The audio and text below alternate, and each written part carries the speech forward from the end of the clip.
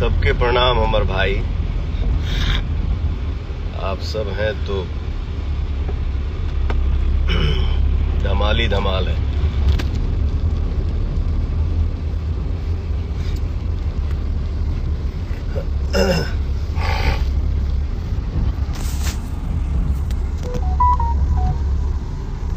प्रशांत निशांत हमारे भाई, आप भी जुड़े हैं, थैंक यू मेरा भाई। जय माता दी मेरा भाई, लव यू।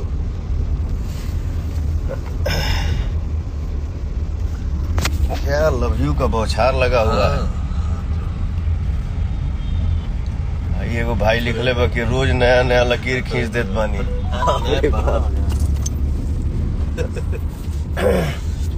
रोज नया नया लकीर खींच देता नहीं, हम थोड़े खींच ले रहे पगला।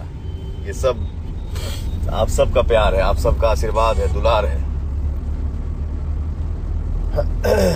बहुत बहुत धन्यवाद आप सबके, दिल से थैंक यू। जौन हमार गाना रिलीज भइल बा तू हमार देखा, कब से बा हो ट्रेंडिंग में? 3 दिन से स्टार्टिंग। आज दूसरा दिन या तीसरा दिन है? एक नंबर पे ट्रेंडिंग करा था गाना। दिल से धन्यवाद हमारे भाई लोग, हमारा पूरा भोजपुरी समाज। जय श्री राम मेरे भाई। आज एक ठो नया चैनल खुलल है हमार, माँ अम्मा फिल्म्स भक्ति, माँ अम्मा फिल्म्स भक्ति। इस चैनल पे आज एक ठो हमार भजन रिलीज भइल है, जौने भजन के आप सब बहुत बखान करत तनी जा, बहुत अच्छा लगा था। फोन भी आवा था। और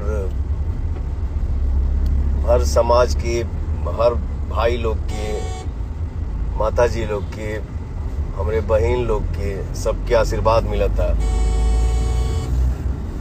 ये हमारे लिए सौभाग्य की बात है।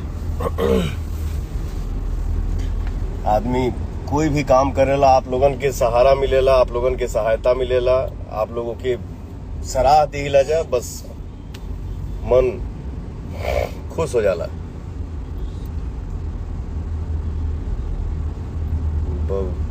बोलबम कब होता? आ जाई। क्या तारीख है? 4 से चालू बस 24 तारीख है ना आज? जी जी। आई बोलबम 30 तारीख के बाद।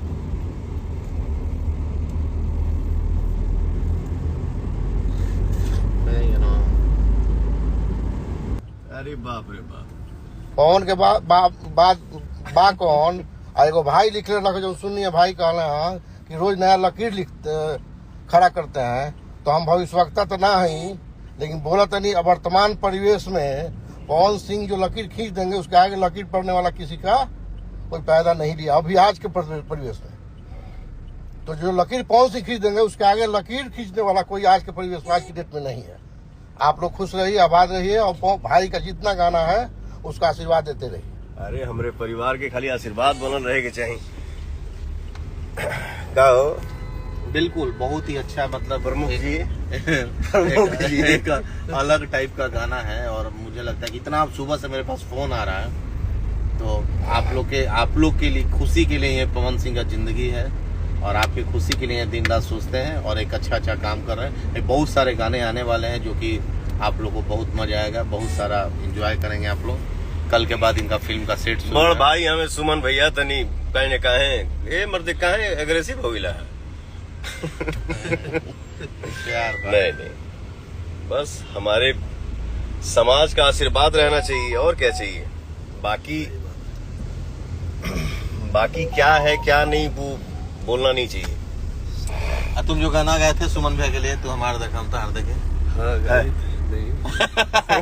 जीजा है ना। तो ये गाना सुन के मन पवित्र और शुद्ध हो जा रहा है, इतना प्यार आशीर्वाद मिल रहा है। हम लोग जितनी बार सुन रहे हैं उतना बार मन कर रहा है और सुने। ऐसे ही अपना प्यार आशीर्वाद आप लोग ये गाना पर बनेले रही जा।